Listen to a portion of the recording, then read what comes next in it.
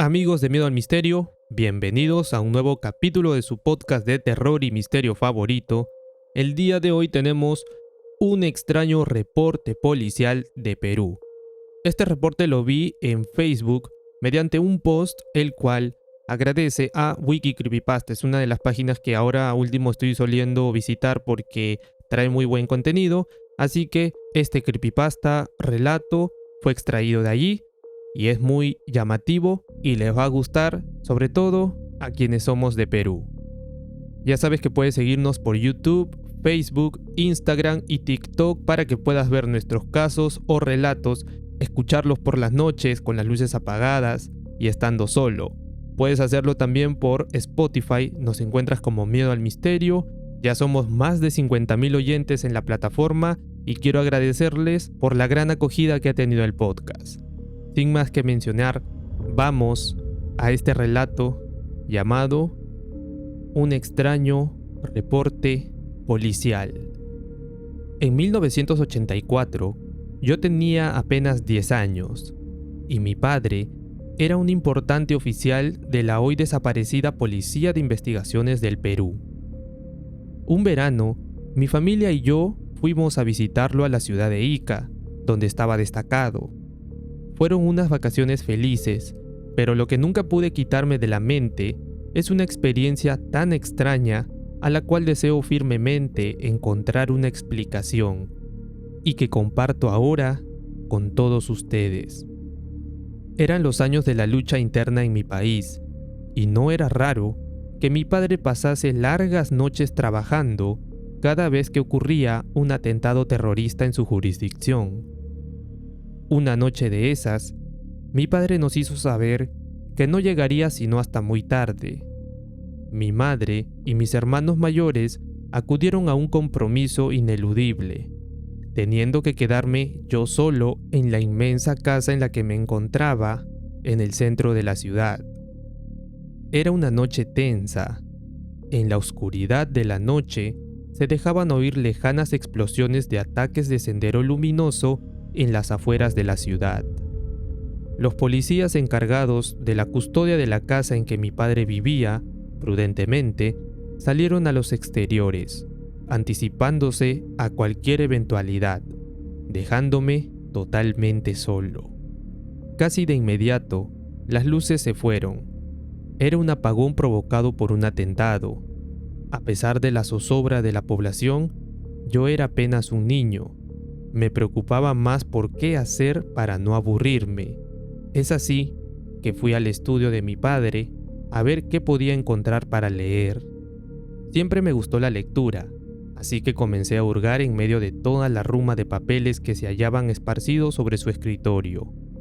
Los pesados files llenos de hojas mecanografiadas no me llamaron la atención, así que me decidí por buscar alguna revista. Hallé finalmente una. Era la revista oficial de la Policía de Investigaciones. Sin pensarlo, la tomé y comencé a hojear, atraído porque tenía algunas ilustraciones. Al ser una publicación institucional, era bastante escueta y escrita en un lenguaje muy sobrio. Artículos sobre trabajo policial, aniversarios y actividades. Todo eso muy aburrido para mí. Casi no tenía fotos de oficiales por cuestiones de seguridad en aquellos tiempos. Estaba a punto de dejarla a un lado cuando un artículo llamó mi atención.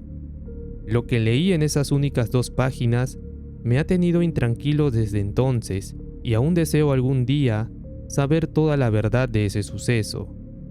El artículo, escrito por un detective de la institución, relataba un caso no resuelto ocurrido unos 2 años antes.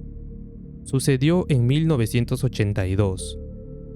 Una camioneta y sus ocupantes desaparecieron sin dejar rastro. El contador de una pequeña mina de oro de la localidad, su guardaespaldas y el chofer habían salido del asiento minero ubicado en la sierra de Ica, a medio camino del departamento de Ayacucho, llevando mineral extraído al banco de Ica.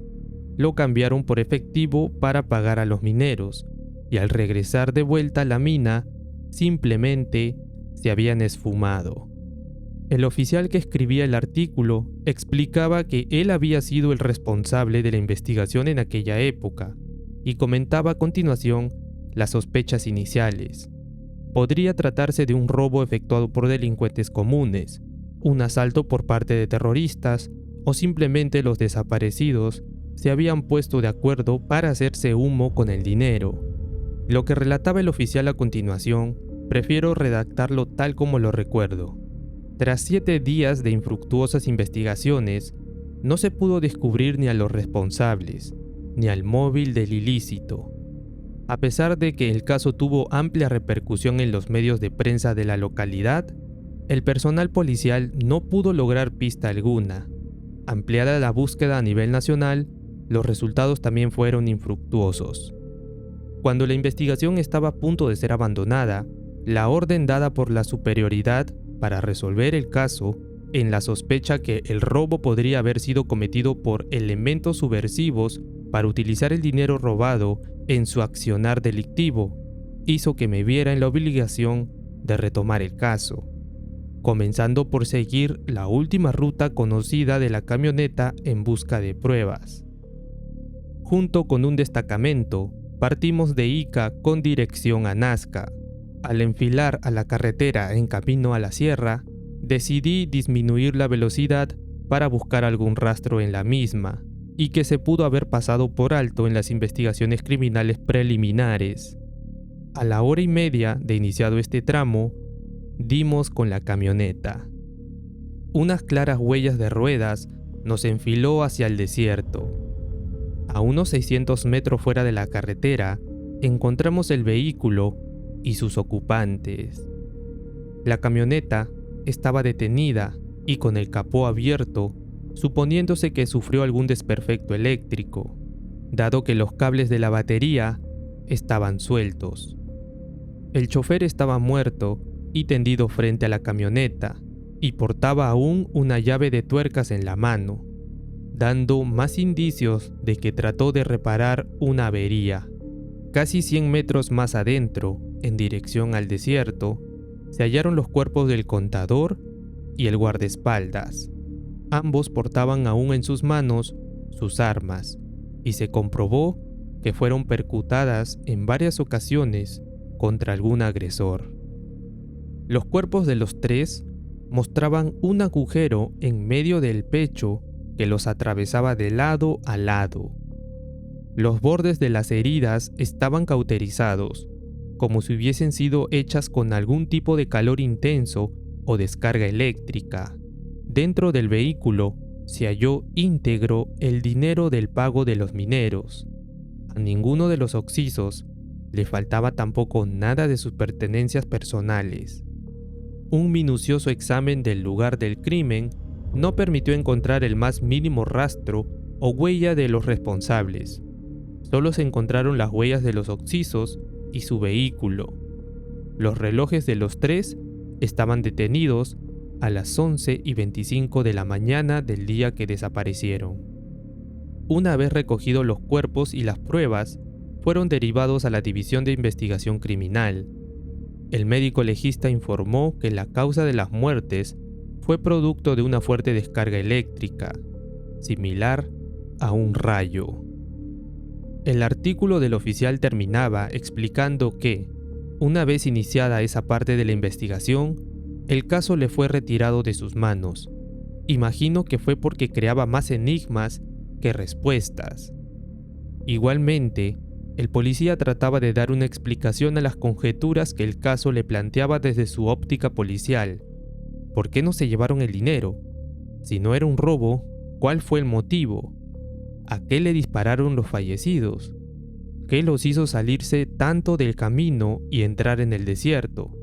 Un rayo que mata a 3 personas separados a tal distancia, en un desierto en el que no llueve hace 500 años y en pleno verano, termina sugiriendo que los responsables solo pudieron llegar volando si no había huellas en la arena. Concluye explicando que el caso quedó archivado como no resuelto. Aquella noche casi no pude dormir, pensando en la posibilidad de que algo más allá fuese el responsable. y que siga aún por ahí. Hoy me lamento que no tomé nota de más datos. El más importante, el oficial daba en su artículo el número del expediente. Lo mejor hubiese sido guardar la revista, pero era un niño apenas y no le presté la debida importancia. Cuando terminaba de leer, mi padre llegó y corrí rápidamente a mi cuarto, dejando la revista en su escritorio.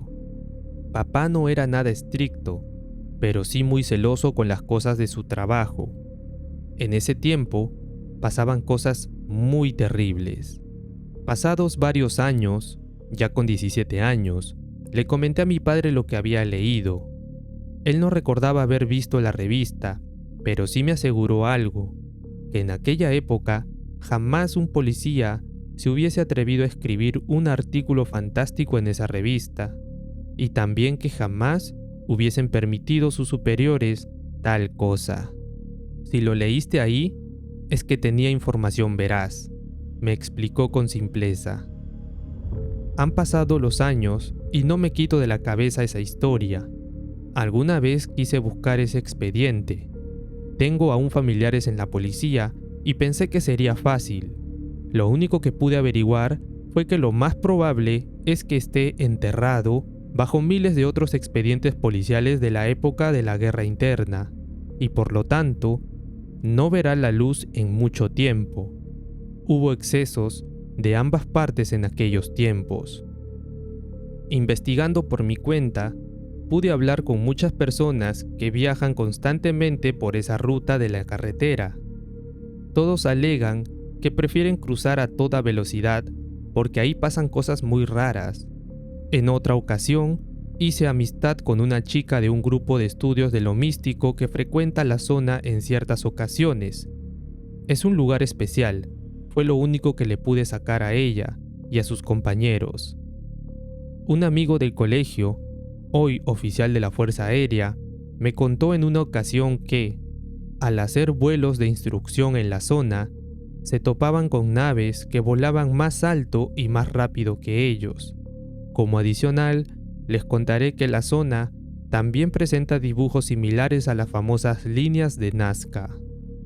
Sé que será difícil descubrir la verdad de este extraño caso, pero mi interés en descubrirla aún se mantiene en mí y no ha disminuido con los años. Si lo logro, serán los primeros en saberlo.